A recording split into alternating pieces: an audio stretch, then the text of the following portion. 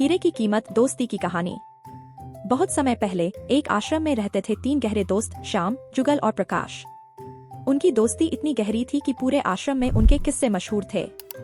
गुरुजी भी उनकी एकता से बहुत खुश होते थे।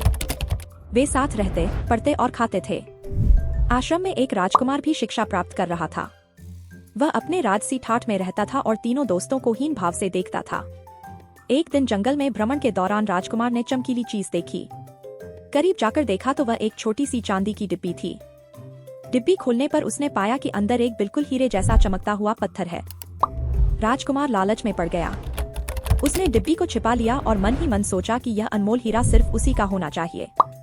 लेकिन उसे डर था कि अगर उसने अपने दोस्तों को बताया तो वे उससे यह मांग लेंगे। इसलिए उसने उन्हें कुछ नहीं बताया।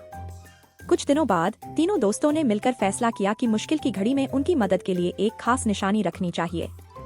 उन्होंने चांदी की डिब्बी को चुना। डिब्बी में उन्होंने एक संदेश लिखकर रख दिया, जब तुम मुसीबत में हो, इस डिब्बी को खोलना। कुछ समय बाद आश्रम के छात्रों के जंगल भ्रमण के दौरान डाकुओं ने उन्हें घेर लिया। सभी छात्र घबरा गए।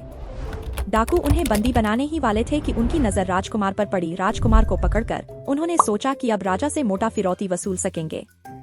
राजकुमार डर गया। उसने सोचा कि यही सही समय है डिब्बी खोलने का। उसने अपनी जेब से डिब्बी निकाली और खोली, मगर डिब्बी के अंदर हीरा नहीं, उनकी दोस्तों की लिखी हुई चिट्ठी थी। निराश होकर राजकुमार ने सोचा कि अब तो उसका कोई बचाव नहीं है। लेकिन तभी कुछ अजीब हुआ। श्याम, जुगल और प्रकाश ने राजकुमार को बचाने के लिए डाकुओं से लड़ना शुरू कर दिया। डाकू उनकी एकता देखकर घबरा गए और भाग निकले। बाद में राजकुमार को अपनी गलती का एहसास हुआ। उसने माफी मांगी और बताया कि उसने हीरा पाया था। तीनों दोस्तों ने उसे समझाया कि असली हीरा तो उनकी दोस्ती है, जिसने उन्हें मुसीबत से निकाला। राजकुमार को उनकी बात समझ में आ गई।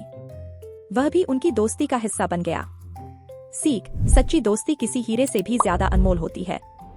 मुश्किल समय में सच्चे दोस्त ही आपका साथ देते हैं।